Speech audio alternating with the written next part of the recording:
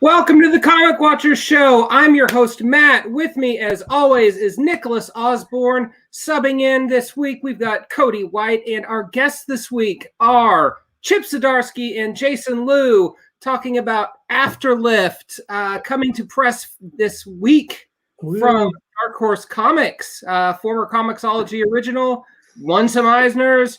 Kind of a cool deal. Guys, welcome to our show. Hey, thanks for having us. Yes, absolutely.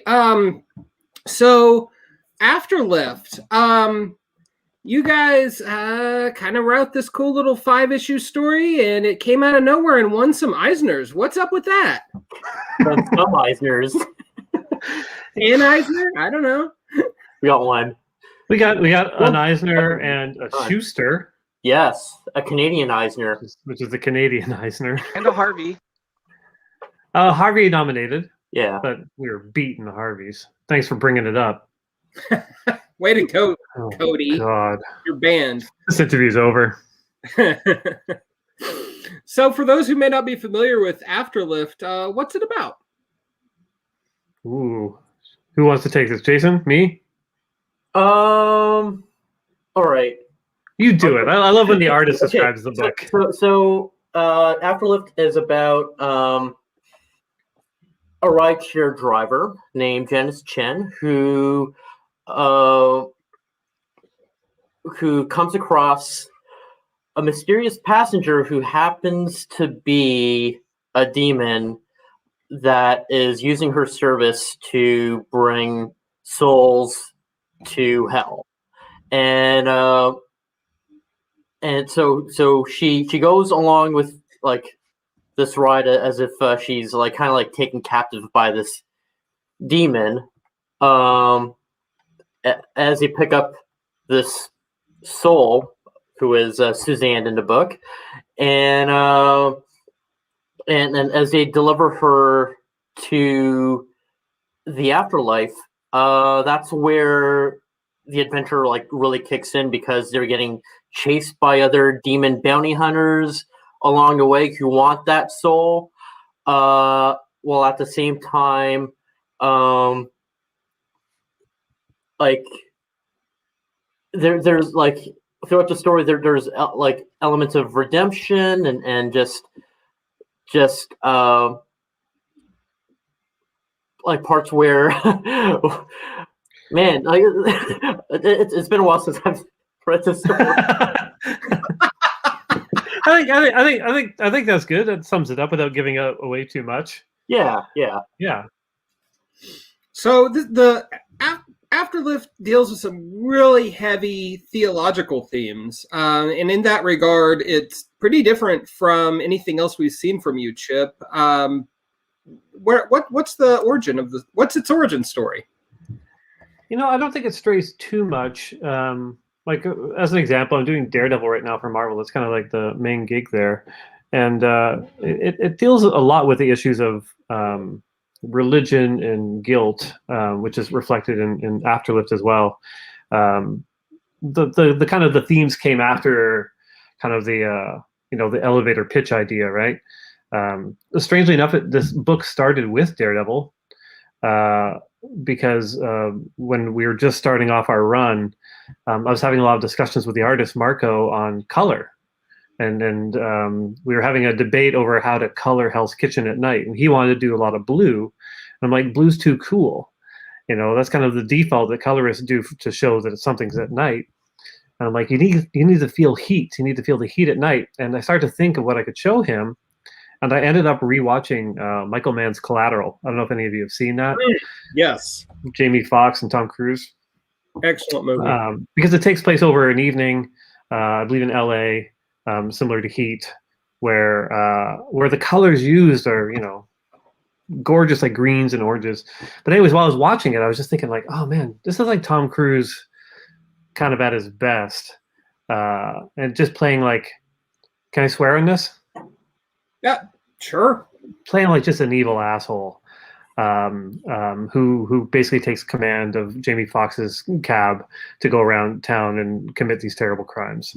And he plays him like the devil, and so it just kind of clicked in my head. I was like, "Oh man, what if there was a story about like a demon, an actual demon in a cab, and that upgraded to kind of rideshare in my head?" But then I started to think about what the destination would be, and thinking about like the river Styx, like those kind of classic stories about paying the ferryman to cross the river, and what's the modern equivalent of that?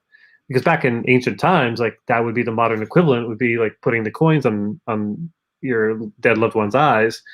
So the modern equivalent would be an app, right? It would be like paying somebody via your phone. So once I had those kind of weird pieces, I started to think about what the story could be and what the themes were going to be and how you deal with the theology. And also I was thinking, who in my life do I just hate enough to force them to draw cars for 5 issues?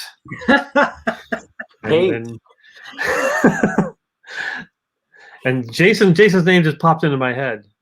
Jason's a fellow Torontonian and an amazing cartoonist, and super fast and super pro, and with just excellent work. So I reached out to Jason, and it's a good thing he said yes. Of course I said yes. Got to work with the great Chip Zdarsky. Oh, yeah, sure, yeah. Drawing cars. No sarcastic tone there when I say that, honestly. Yeah, honestly. sure. I'm not trying to be funny. But, yeah, I finished wrapping up Pitiful Human Lizard, which was a creator-owned series that I worked on for about 5 years. I wrote and drew 22 issues within that span of time while also working a full-time job. And right after the time I wrapped up that series, I just felt like very down about like making comics, and I was uncertain about like what I was going to do next. And then Chip sent me an email out of the blue saying, "Hey, do you want to be the artist to my new comic?" And I was like, yeah, like that was like a big motivational booster for me, to the point where like, okay, like this, I gotta like bring my game up, because like I know there's gonna be like more eyes like that would expect to see something like really good, like anything that comes from Chip. So I'm like, damn, like I gotta really up my game and take more time with the art, because normally like when I was working on Pitiful Human Lizard, I can do like 5 to 8 pages a day, but like I would take my time with AFTERLIFT and do like 4 to 5 pages a day. You really slowed down there. 4 to 5 pages a day. I hate you so much. This is actually really interesting, and I'm glad you brought up the car issue, because that's one of the things that comes up at the end of the book when you're reading it. Multiple apologies there for making you draw so many cars. So how was that like? Was there any hard feelings in drawing that book? Like, here's another car, or were you pretty into it? No, I mean, like, that was a catch, right? Like, he says, like, yeah, like, like, if you want to work with me, like, you got to draw tons of cars. Like, yeah, I'll do anything. I'll practice drawing cars for a month. That's what I did, like, free-handedly. To the point where I was just comfortable doing it free-handedly, like every angle, trying to capture like cars in motion, and to the point where like every issue became a challenge. So the first issue was like, okay, here's a test to see how well you do cars, and then okay, now here, like the second issue, okay, now we're gonna do like cars like riding up like walls of buildings now. And doing like all these tricks. And then like the third issue and up, it was like, now draw all these like fantastical landscapes with the car in it. And so yeah, like every issue was a big challenge that I tried to deliver, and yeah, I was up for that challenge. It was pretty great seeing Jason just get better at the cars so quickly too. Like, he would send me his practice drawings. I'm like, oh, those are really good. And then like a couple of weeks later, I'm like, oh, those are great. Oh, that's that's insane that you were able to get that good at something so quickly. Like I feel I'm an old man, so I can't get better at anything anymore. It's just not a possibility. So seeing this young whippersnapper, excel makes me feel great pride in knowing him and great anger as another artist. Well, yeah, I know when I try to draw a car, it looks like a potato. So Yeah, I mean, Jason, you're definitely doing something right. Yeah. Well, that's like every car starts off as a potato because they're all rounded. They're not like most cars are not like when I draw them. They're not like rectangular. So they're all like curved inside. So yeah, you got to start somewhere. That is true. I have heard at General Motors when they're designing cars, they all start with a potato. Yeah, that's how is either a potato or not a potato. Yeah, so it makes sense. It totally tracks. Potato. Yeah. I mean, it's a big potato. Yeah, There's a big potato. Has little eyes sprouting on it yet either. Yeah, no, that's too complicated. Oh yeah. So people familiar with the comics industry and people that have been to cons and watched panels and such, like we know that Chip, you have a big personality. You're a jokester. People are aware of that kind of side of you. I remember there was a video that Marvel put out, I think, that was you basically talking about how you just steal everyone else's ideas, and I just laughed my ass off watching it. So I wanted to know. I don't know why me saying things that are true are funny, but go on. I wanted to know, like, I imagine working with Chip is kind of like an episode of like Wacky Races or one of those old Hanna-Barbera cartoons. There you go with the cars again. What's it like working close with? I like that you picture. Chip, I like that you picture us like we're in the same room or something. Like I'm writing a thing and throwing it to him, and I'm just like acting it out, like all the stories of Stanley jumping on his desk. Jason, how was I to work with? Well, I mean, in a way, like there would be in a way, it's like Stanley, or like he would give me like a sentence and I'll just run with it. So I remember the first pitch.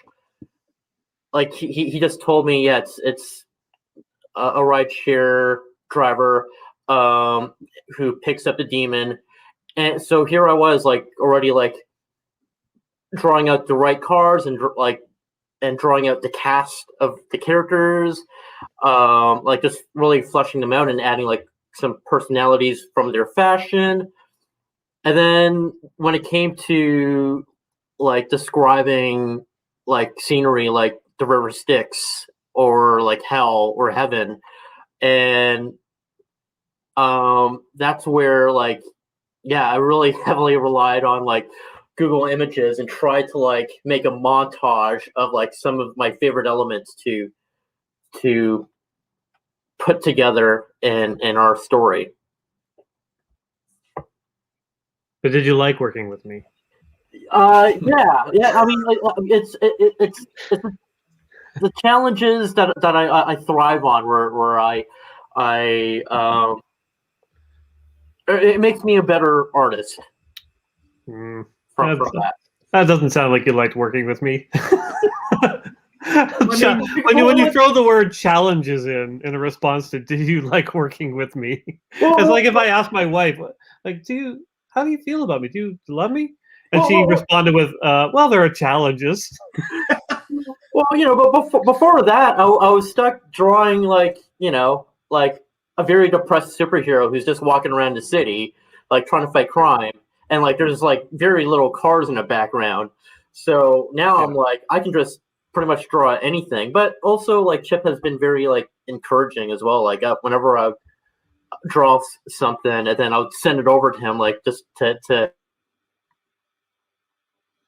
get his approval, and he'd be just really whenever I get some of the praises or just compliments of it, that's what I feed on. I'm yes, I got it. I got an A on my test. That's why I rarely give them. I'm very stingy with the compliments. Well, they mean a lot when I get them. Oh, I know it. There's a working at Marvel, you get used to the different editors and their different compliment systems. There are some editors that'll just compliment everything to the point where they don't mean anything. and then there's like Tom Brevoort, who's been there forever, and like I'll send in a script, and if I don't hear from him, it's a good script. If I hear from him, he goes, yeah, this works. That's a very good script. And if he actually says, you know what, good job, that's like top 10 scripts of all time. Like I'm constantly craving that attention from him. So I know the feedback can really mix things up in your head for sure. So I like to mess with you. That's what I'm saying. So does this mean that he's never going to be subject to the Ryan Stegman treatment? Well, I mean, Jason's a good artist. So I understand.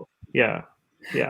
No, I like. There's no. I mean, I don't want to be in the middle of that. If I see, maybe Jason drew something and it's slightly off or whatever, like I can go to Jason and go, hey, can you change this? And he does it, and we've all learned something in the process. But if like Ryan does a bad drawing, it's just like, well, it's a day that ends with day, right? Like, what am I supposed to do with that? How am I supposed to help him?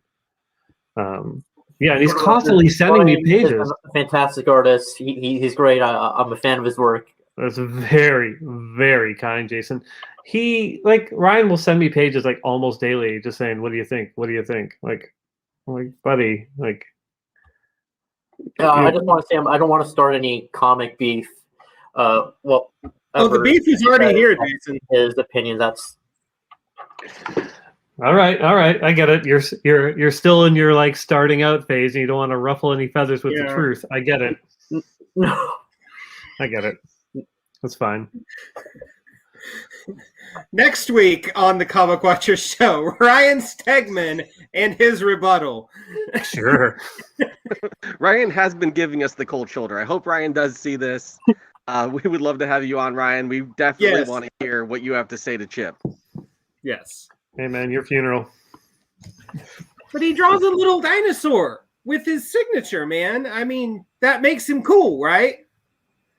Just like Walt Simonson did in the 80s? Yeah. Like. All right, just a second. Yeah, definitely. Yeah, no. Walt Simonson. But, so, I mean, kind of, we really do like his Stegman. It's okay. I can't speak for Chip, but. So kind of getting back with AFTERLIFT just a little bit though, what brought it over to Dark Horse particularly after it was so successful on Comixology?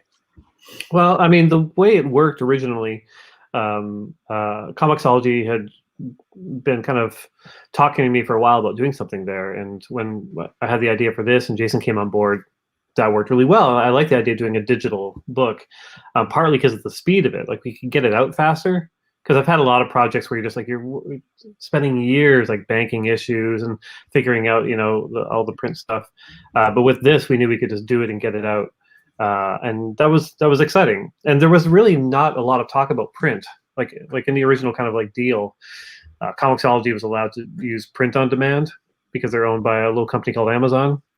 But it never really materialized, and I know the people at Comixology really wanted to get these out into the public's hands in comic shops, so they worked a deal with Dark Horse, which is great. I think they're printing multiple titles from Comixology over the next few years, which is fantastic. Like I didn't expect it to come out in this format really, so and Dark Horse did a great job on it too. So.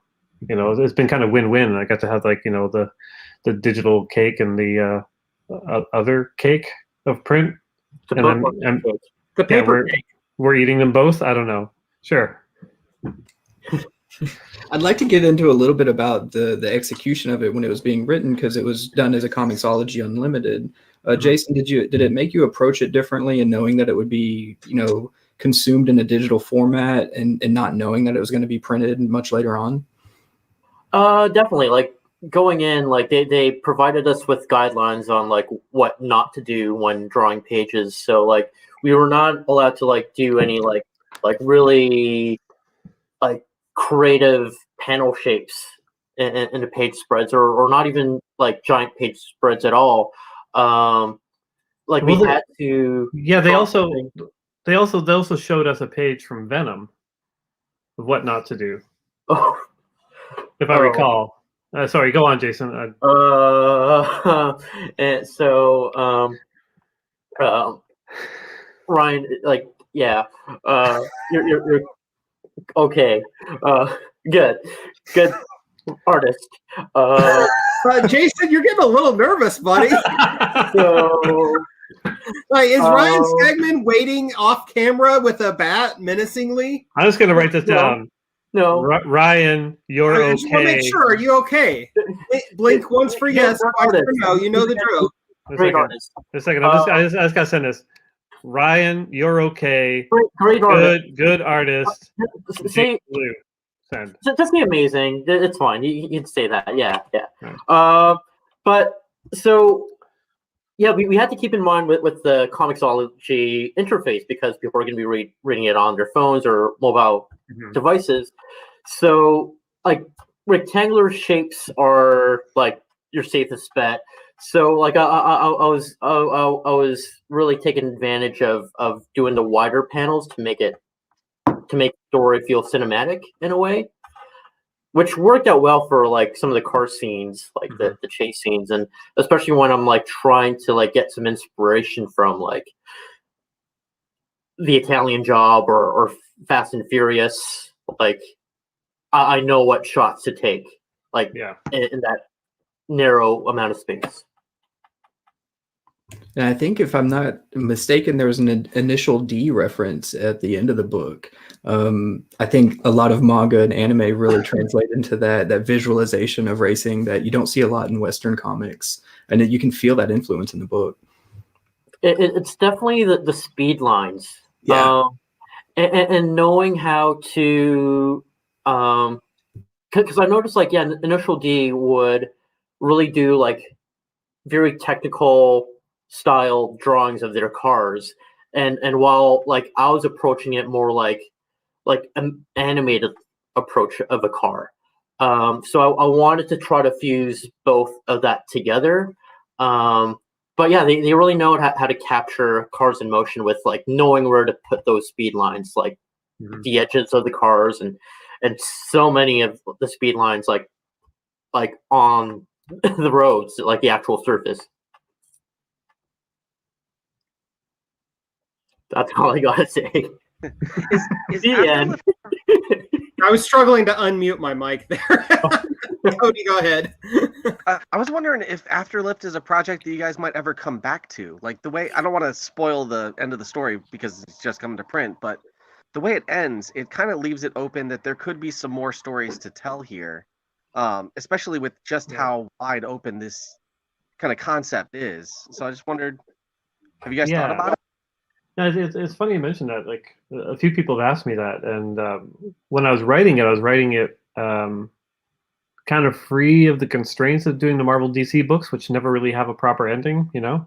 And so with this, I was like, oh, this is an end. This feels like a good end, and like that's it. We walk off the stage, but people keep asking me like, oh, is there going to be another follow-up story?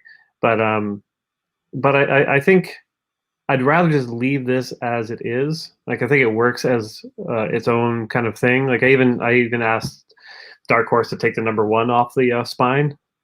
Like just so it's like, yeah, you buy this, you're buying the full complete story. I don't want people to think like, oh, I got to pick up part 2, because that's such a thing in comics. Like, you know, when I was working on Howard the Duck, we had a volume 0. Like people would buy volume 1 and they're lost because there's a volume 0. Like, so I'm pretty happy with keeping it at the 5 issues. Like Jason and I are going to work together again, and I like the idea of kind of creating an entirely new thing for the readers, you know.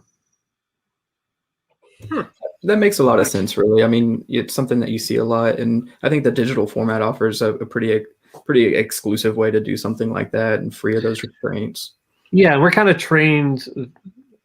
Like culture right now has a case of sequelitis and rebootitis, right? Like it's just kind of like, oh yeah, can we make a franchise out of this? Can we just kind of keep going with this? Which you know makes me kind of like want to rebel against that and be like, no, actually, this is it. This is the story. Yeah, we really know where it should end, and like I I don't know what ideas we could like turn this into a sequel, and I don't know if that would let the sequel be just as good as the first one. That's like, just why bother? Yeah, that's also the problem.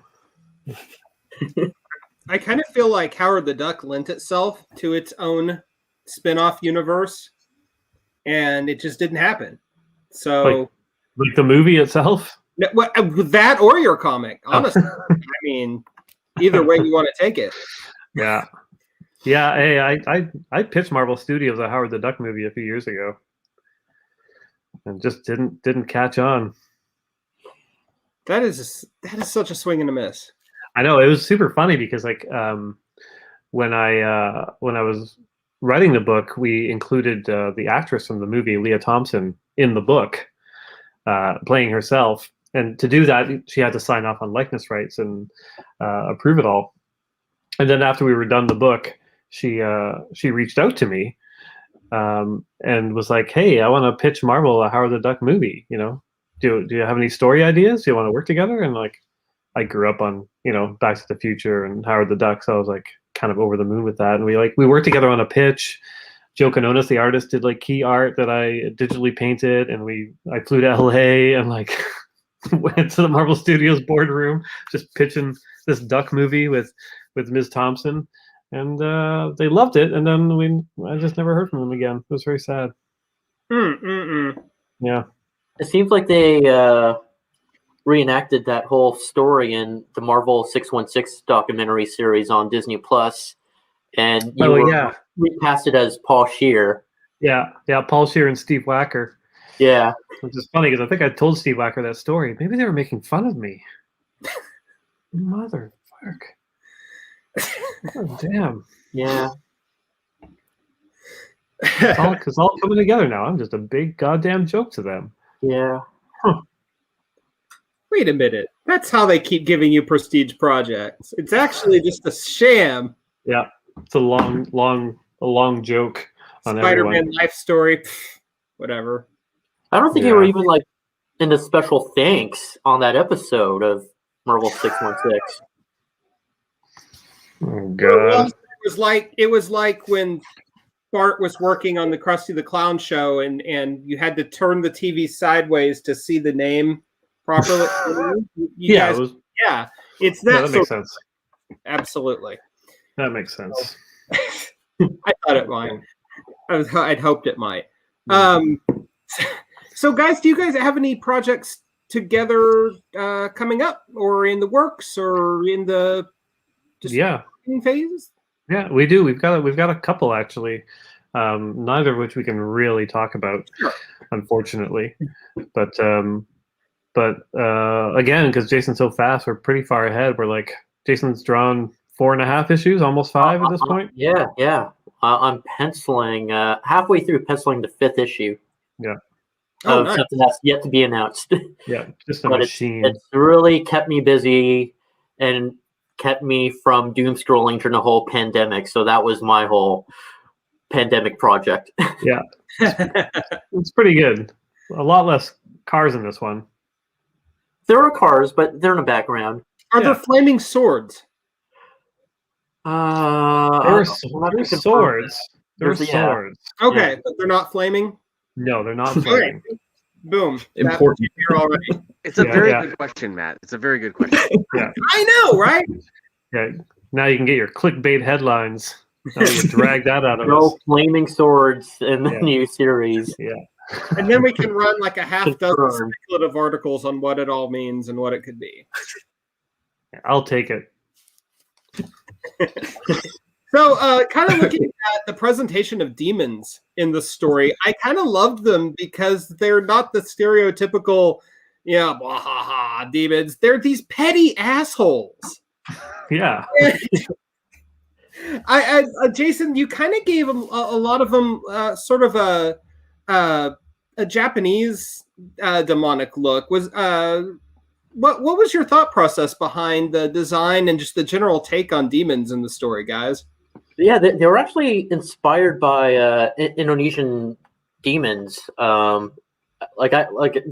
was very inspired by some of the Indonesian demons depicted in like on masks and paintings that my uncle hung in his house. Like there's like all these different like Indonesian antiquities. Me being Indonesian myself, like so like being that's how I got familiar with it.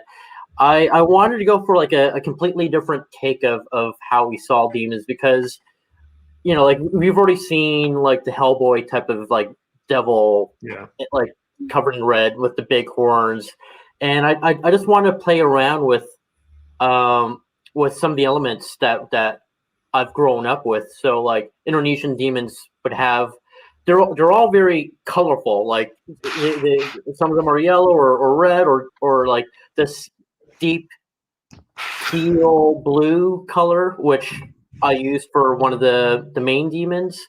And they have like bulbous eyes and like grins and like this it would incorporate some fur as well and like crooked teeth. So yeah, that was really fun to try to add those elements in creating about 4 different demons in our story. Yeah, they look great. Thank y'all. I mean, I guess it's kind of spoilery a little bit, but I mean, it comes up fairly early in the series. But this notion that all of the religions are right? Like whatever you believe in is right. I thought that was really beautiful. And it lends to having demons that look like that. It lends to having purgatory and reincarnation and all of these various other ways of interpreting the afterlife. I thought that was really cool. I don't really have a question in this. I just wanted to say I thought that was really cool. Yeah, thanks. Yeah, that was the big question when I started plotting this out, which was like, how do you depict the afterlife in a world where there's so many ideas about the afterlife? So I did like deep dives on like a bunch of religious ideas of what happens when you die, and I pulled a few tiny elements from some of them, but I thought about making it so like the afterlife was all of these things happening simultaneously, but then I was like, well, how do you display that? Like, and if you decide, well, this religion is right, or if you just kind of went with like just the Christian idea, then you're just bound to also upset people, and I don't want to do that. So, kind of making it the personal experience for the characters made the most sense. It ties into kind of, I grew up, I was a 90s goth reading Sandman, and, that, your ideas are the reality and reality are ideas. And I just kind of leaned into it. I think it worked out. It was probably the best approach for it. Yeah, I think I'd actually like to follow up on that because Cody kind of stole what I wanted to dive into in that you don't see a lot of comics that are faith positive that deal with these spiritualities and religious beliefs, but the book handles it in a way that kind of has tact that you don't see a lot. And I know you said you kind of dived into a little bit about, what you see in the afterlife and what these religions are, but was that a driving force in the creation of the story? And Jason, how did you translate that from the script that Chip had? I mean, I'll let Jason go first. Well, I mean, to answer like the sub question to me, I mainly like Chip would provide me with like at least some reference points of what elements that he wanted to see, like in terms of like heaven or hell. Like especially like heaven had like a lot of different elements going on. So like I was just trying to harmonize that by like just looking at because like there's some elements of Hinduism in terms of like how we painted the sky as well as the spectral like rainbow bridge that we created, and I envisioned something that looked very majestic. So like I'll just look at like this what is it like a scratch board of like images of like from different cultures and see what elements I can bring out to our vision of that unified afterlife. Yeah. Like I definitely want to, I'm not here as a writer to shit on religion, and like once we realize that we were presenting it as what people bring to it, then it makes it really hard to like be negative about it, because it is it's what you bring to it. And unless your characters are, super shitty, it's gonna hopefully be a net positive outlook on their particular religious beliefs. It's like all that stuff was challenging, but the heart of it, like, I'm not a religious person myself. There's some Catholicism in the family and the year of Catholic school, but the themes of religion still ring true for me, especially just the idea of a heaven and a hell, and like the guilt that weighs on a person and their ability to forgive themselves. That's why purgatory featured really heavily in this, and the angel Twizo as well, because that's the area most of us live in, and the people who probably should go to hell wouldn't think they should go to hell, and the people that think they should go to hell probably shouldn't go to hell. Yeah. And that's something that I think the story does really well in playing with, and in laying these foundations of these characters that can inhabit this world. But what we see out of Janice Chin kind of feels like a fish out of water almost. So where did this character come from, and how did she find her place into the story and the development and also the design elements? Yeah, I mean, I wanted a character that was kind of maybe caught between religions. Like, my upbringing was, my dad was agnostic, my mom was Catholic, and so I had kind of like both of those in my ear at the same time. Well, being agnostic isn't necessarily religion; it was still a belief system, and you can't fully escape it, And part of the idea of her, quitting her job and becoming a rideshare driver is also her trying to escape a thing. Yeah. I forget the question, really. Well, I found it interesting that, like, when it came to like drawing out her parents' house, and like the having like the crucifix on the wall as well as the Buddhist statue, like that's something that I can relate in my household, like at my parents' house, and it might be something that like other Asian North Americans could relate to, especially when when they were raised as Buddhists, and then when they come to North America, and like eventually like the parents would convert to Christianity, like my parents did. Then you have like like both like the crucifix and the Buddha statues like in the same household. So I thought like Chip kind of like had a study of like just from an Asian friend's household, and be like, that's pretty much like mine. I get it. Yeah. There's definitely some truth there, of the idea of like moving to a place and then consciously or subconsciously wanting to assimilate to what you see as the dominant culture there. In this story too, like there's spoilers, but there's a family tragedy, and also family tragedies tend to shift your belief system a bit, either strengthening them or having you search for something.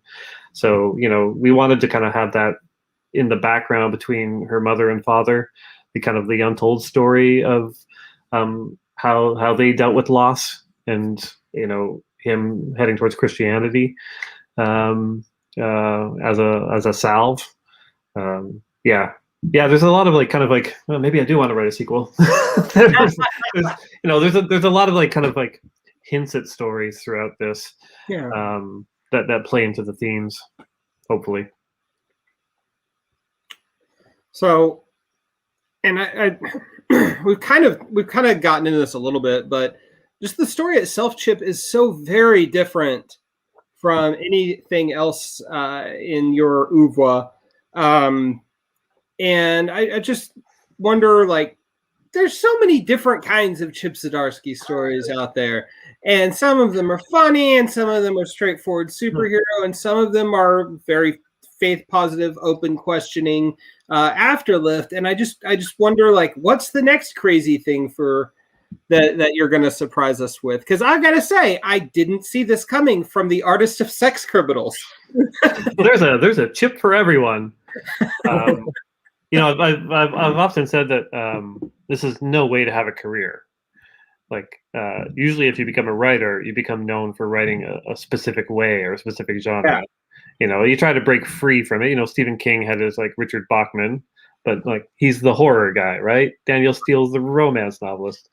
You think of like John Grisham, Tom Clancy. Everyone has their kind of their lanes, and that's how you build a proper career. But that's not how we consume media, right? Like I'm sure all you guys don't just watch detective movies or just watch superhero stuff. Like we all have a variety of interests, so that kind of just seeps into my writing. Like I'm just like I'm doing a horror book for Skybound Stillwater because I love horror as well. Like why wouldn't I try some horror? It's weird to go from Jughead to, Stillwater, but they're all part of my interests, and I'd like to think that hopefully it makes me a stronger writer, having to stretch in the different genres. Though, again, it's hard to picture somebody being a fan of my work going from project to project because, the Howard the Duck fan isn't necessarily going to be the Sex Criminals or the Daredevil fan. So I'm probably doing my career a disservice by doing this. But yeah, I don't know. It's just a matter of interest, right? Like, oh yeah. What do you want to do? I would actually say that diversification is the opposite of doing yourself harm, or your career harm, I should say. So, hats off to you. So we're getting short on time, but I wanted to ask, you guys are both from Toronto. And does that mean that Toronto is becoming the new Portland? Because, Portland's got Rucka, Kelly Sue, I think Fraction's running around over there still. Yeah. Bendis. What's up with Toronto, guys? We got Ryan North. Yeah. We got Marcus Toe, Francis Manipul, Ramon Perez. Yeah, we got a lot. Agnes Garboska is up there too, I believe. Yeah. A ton. Like Toronto's always been a real comics community. Like back in like the 80s, 90s, it was the alternative cartoonists like Seth and Chester Brown and Dave Sim, Joe Matt. Like they would go for like lunch together and like do comics about each other. And then like there was like Darwin Cook kind of era, and the one thing about Toronto is like everyone's super supportive. Like we would have industry nights and get-togethers, and I started a studio there that's going pretty strong now. There's like 13 people in the studio. It's a real supportive community. So I think that's why there's so many comic people from here. Jeff Lemire, like who rules us all. Yeah, I realized he was based out of Toronto though. Yeah.